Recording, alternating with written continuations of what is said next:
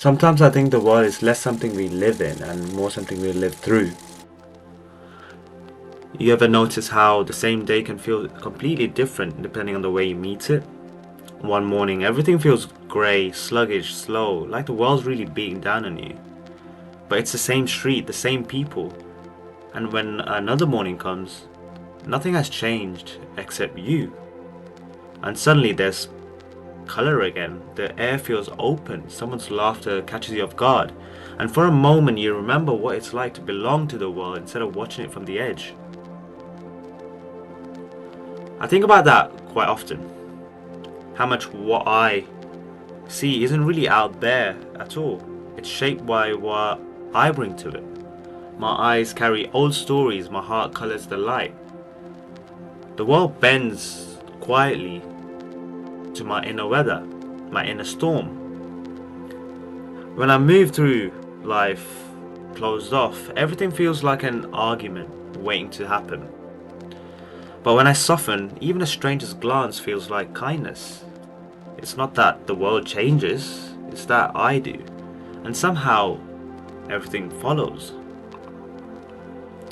It's strange realizing you're an artist, even when you don't meant to be. Every reaction, every breath, every small act of noticing is like a brushstroke. You paint the sky in the tone of your mood, you shape the world you see, and in return, the world shapes you back. There's a moment before the world meets you, a moment of stillness.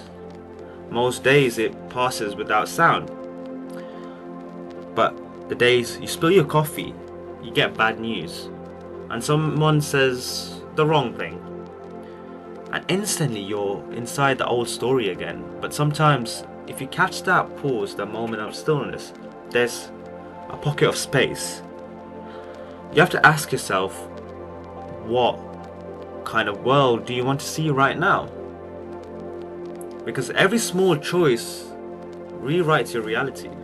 The gentle word instead of a sharp-tongued one. The deep breath instead of the rush to defend yourself. These are invisible acts of creation. You can't see them, but they shift everything. I used to think shaping the world meant doing big things, changing circumstances, fixing what was broken. But lately, I think it's something a lot more quieter. Maybe it's the way you look at someone when you look away, when you could look away.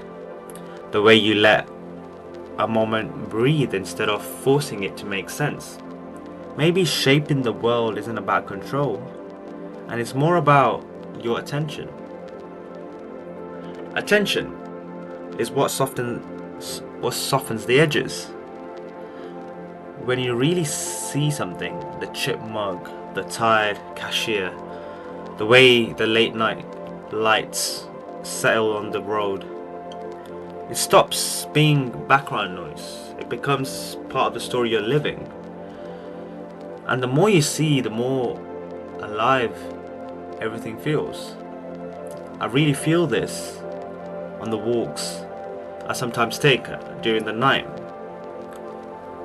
But even through those walks, I still forget.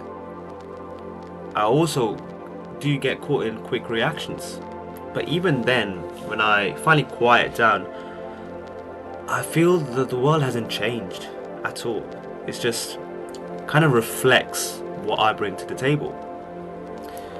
And with that, I know that the world is a mirror, and it just reflects my emotional mind. And if that's true, then maybe the gentlest thing we could do for ourselves, for each other, is notice the shape we're giving it. Not to force beauty or goodness or peace, but to realize that every sigh, every glance, every small act of attention ripples outwards. It becomes part of the landscape. And so tonight, as everything settles, I think about the simple grace of that. The tomorrow's world, the one I'll walk through, speak into, breathe with, will in some small way be what I made. Be made of what I carry into tomorrow.